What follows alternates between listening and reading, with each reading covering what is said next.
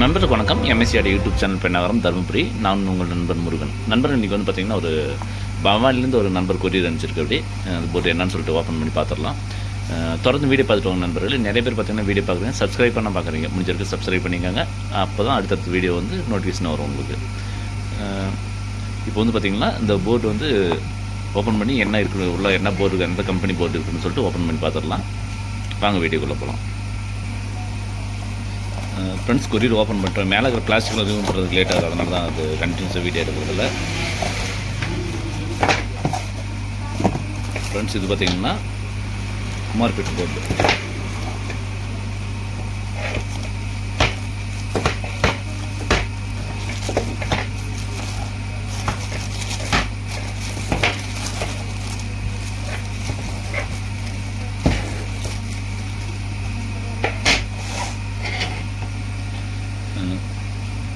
Friends, இது வந்து பார்த்திங்கன்னா குமார்பேட்டு போர்டு 6 ஃபீட்டு. இது வந்து என்ன ஃபால்ட்டுன்னு ஃபஸ்ட்டு செக் பண்ணி பார்த்துக்கலாம். ஃபஸ்ட்டு பெரும்பாலும் இதில் வந்து பார்த்திங்கன்னா இந்த அட்டன் பண்ண வரைக்கும் இந்த ஸ்டிப்பில் தான் கம்ப்ளைண்ட் வருது, வேறு எதுவும் ஃபால்ட் வரதில்லை. ஒன்ஸ் இது பவர் கனெக்ஷன் கூட செக் பண்ணி பார்த்துடலாம். அப்போ தான் வந்து டீட்டெயில் என்னன்னு தெரியும். இதுக்கு முன்னாடி நம்ம ஒரு வீடியோ போட்டிருந்தோம். அந்த வீடியோவில் பார்த்திங்கன்னா எஸ்எம்டி ஃபால்ட்டில், இந்த எஸ்எம்டி ஸ்டிப்பு ஃபால்ட்டில் வந்தது. இந்த ஃபீஸபிள் டிஸ்டன்ஸு இது மாதிரி தான் ஃபால்ட் வரும். இதுவும் ஓப்பன் பண்ணி என்ன ஃபால்ட்டுன்னு சொல்லிட்டு பார்த்துடலாம். ஃபஸ்ட்டு பவர் கனெக்ஷன் கொடுத்து செக் பண்ணிடலாம். அப்போ தான் வந்து இது என்ன ஃபால்ட்டுன்னு சொல்லிட்டு அட்டன் பண்ண முடியும். ஃப்ரெண்ட்ஸ், இப்போ வந்து பார்த்திங்கன்னா அது ஒர்க்கு ஃபினிஷ் பண்ணிட்டோம். என்ன ஃபால்ட்டுன்னு பார்த்திங்கன்னா டோட்டலாகவே போர்டு சவுண்டு வைக்கும்போது பார்த்திங்கன்னா ஒரு 1% சவுண்டு தான் வந்தது. டோட்டலாகவே சவுண்டு கட்டு.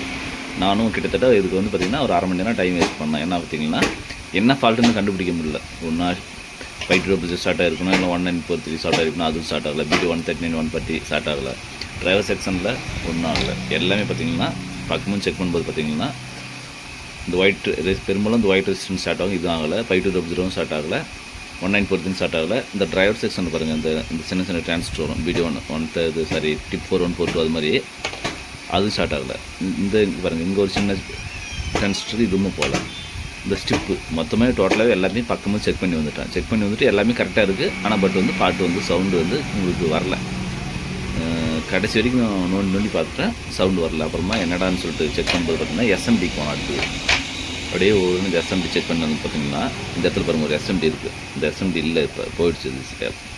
இதில் வந்து பார்த்திங்கன்னா 220 ohms ரெசிஸ்டன்ஸ் ஒன்று வரும். எஸ்எம்டியில் 220 ohms ரெசிஸ்டன்ஸ் வரும். அந்த 220 ohms ரெசிஸ்டன்ஸ் போயிடுச்சு. மொத்தமாக எல்லாமே டோட்டலாகவே எடுத்துகிட்டு பாட்டு ப்ளே பண்ணும்போது பார்த்திங்கன்னா எதுவுமே வரல. பாட்டு வருதுன்னா லைட்டாக வருது, சுத்தமாக வரல. அடைக்கிற மாதிரி இல்லை, ஸ்மூத்தாக வருது. தெளிவாக பாட்டு வந்து தெளிவாக வருது, ஸ்மூத்தாக தெளிவாக வருது. சவுண்ட் இன்க்ரீஸ் ஆகலை. அப்போ வந்து பார்த்தோன்னா எல்லாமே நான் இந்த டிரைவர் செக்ஷன் இருக்குமா இல்லைன்னு சொல்லிட்டு எல்லாமே செக் பண்ணி பார்த்தேன். கடைசியில் வந்து பார்த்திங்கன்னா இந்த ஃபீட்பேக் ஒன்று வரும். இந்த கெப்பாசிட்டர் வந்து கிரவுண்ட் பண்ணிப்பாங்க ஃபீட்பேக்கு. இந்த ஃபீட்பேக்கு வராதனால என்னாச்சு, இந்த டிரான்சிஸ்டரும் ஓவர ஹீட் ஆக ஆரம்பிச்சிருச்சு. இது எல்லாமே ஹீட் ஆகுது. இந்த எந்த லைன் கொடுத்தாலும் கனெக்ட் ஆக மாட்டேங்குது பாருங்கள். இந்த டிரான்சிஸ்டர் கழட்டி செக் பண்ணால் எல்லாமே முடிஞ்ச வரைக்கும் எல்லாமே செக் பண்ணி பார்த்துட்டு லாஸ்ட்டில் பார்த்திங்கன்னா ஒரே ஒரு எஸ்எம்டி ரெசிஸ்டன்ஸு தான் ஃபால்ட்டு. இந்த ஃபீட்பேக்கு வந்து கிரவுண்ட் பண்ணுவாங்க ஒரு கெப்பாசிட்டர் கொடுத்து. அந்த கிரவுண்ட் பண்ணுற இடத்துல இது ஒன்று மட்டும் போயிடுச்சு. கெப்பாசிட்டர் நல்லாயிருக்கு.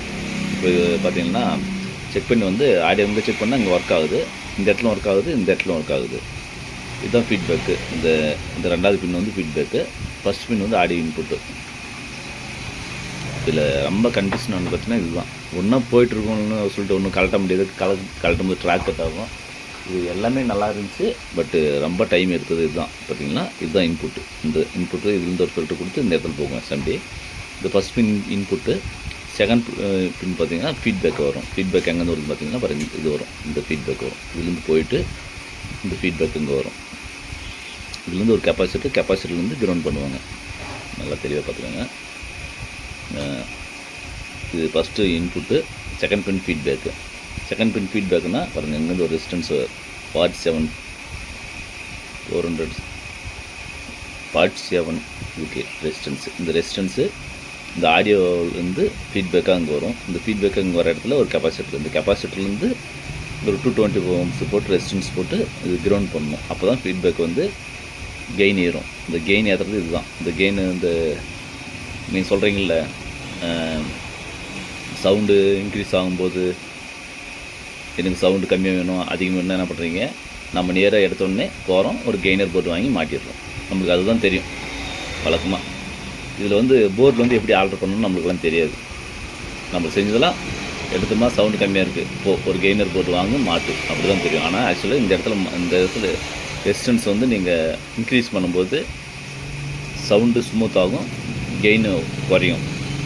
டிஸ்க்ரீஸ் பண்ணும்போது பார்த்திங்கன்னா அதிகமாகும். இதே வந்து பார்த்திங்கன்னா இதில் வந்து 220 ohms இருக்குது. 220 ohms பார்த்தீங்கன்னா எஸ்டிக்கு மட்டும் கருவுன்னு கத்தும் குமார் போர்டு. இந்த போர்டில் எந்த போர்ட்லையுமே இந்த 220 ohms இருக்கும்போது பேஸ் ஹார்ட் பேஸாக வரும். சவுண்டு பார்த்திங்கன்னா ஒரு 3 பாயிண்ட் 4 பாயிண்ட் வச்சிங்களாவே சவுண்டு ஃபுல்லாக வர மாதிரி வரும்.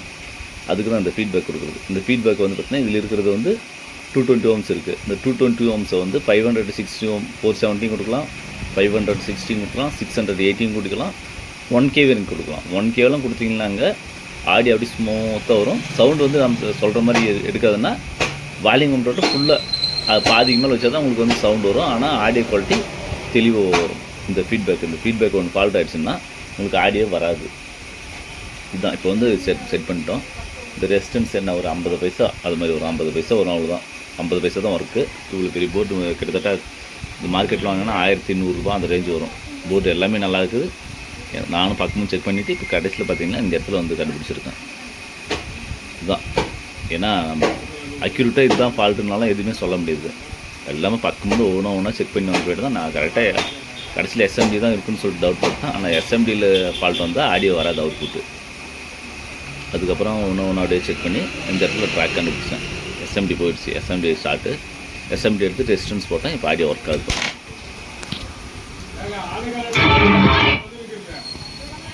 பாருங்க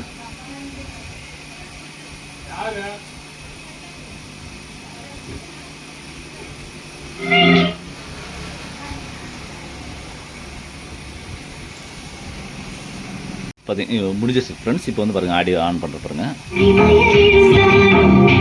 இப்போ கரெக்டாக சவுண்ட் வந்துருச்சு. அந்த ஒரு ரெசிஸ்டன்ஸ் தான் ஒர்க்கு. 50 காசு தான் அது ரெசிஸ்டன்ஸு ப்ளஸ் நம்மளுக்கு சர்வீஸ் சார்ஜ் இவ்வளோ தான். கிட்டத்தட்ட 1300 ரூபா போர்டு ரெக்கவர் பண்ணியாச்சு. நிறைய பேர் வச்சுருக்காங்க இது மாதிரி போர்டு. நான் ஒரு போர்டு பார்த்திங்கன்னா இப்போ ஒரு 20 போர்டு இப்போ ஒருத்தருதே ஒரு 70 போர்டு 50 போர்டு இருக்கிறேன்னு சொல்லிட்டு பேசினபடி ஒரு 10 போர்டு சாம்பிள் அனுப்பி நான் ரெடி பண்ணி தரேன், அப்புறம் பார்த்துக்கலாம்னு சொல்லியிருக்கேன். நிறைய பேர் பார்த்திங்கன்னா சின்ன ஃபால்ட்டுக்காக தான் தூக்கி போடுறாங்க. அதுதான் பெரிய வருத்தமாக இருக்குது. நல்லா இருக்கிற போர்டுலாம் குவாலிட்டியான போர்டெல்லாம் பற்றி இருக்கிறதுக்கு டிரான்சிஸ்டர் பார்த்திங்கன்னா நல்லா குவாலிட்டியான டிரான்சிஸ்டர் தான். அதெல்லாம் நிறையா வேஸ்ட் பண்ணுறாங்க. முடிஞ்ச வரைக்கும் உங்களால் முடிஞ்சால் பாருங்கள், இல்லை அனுப்புங்க, சர்வீஸ் பண்ணி தரேன். ஒரு போர்டுக்கு 100 ரூபா ஒரு சேனலுக்கு. அதுக்கப்புறம் என்ன பொருள் இருந்தால் பொருளுக்கான அமௌண்ட் மட்டும் தனி எக்ஸ்ட்ரா வரும். அது இல்லாத பார்த்திங்கன்னா நீங்கள் அங்கே அனுப்புகிற கொரியர் சார்ஜ் ப்ளஸ் ரிட்டன் நான் அனுப்புகிற கொரியர் சார்ஜ் 2 மட்டும் வசூல் பண்ணுவோம். உங்கள்கிட்ட வேணும்னா கான்டாக்ட் பண்ணுங்கள். தொடர்ந்து வீடியோ பார்த்துவாங்க நண்பர்களே. இது MSC ஆடியோ யூடியூப் சேனல் பண்ணாதான் மீண்டும் ஒரு அடுத்த வீடியோ சந்திப்போம். நன்றி, வணக்கம்.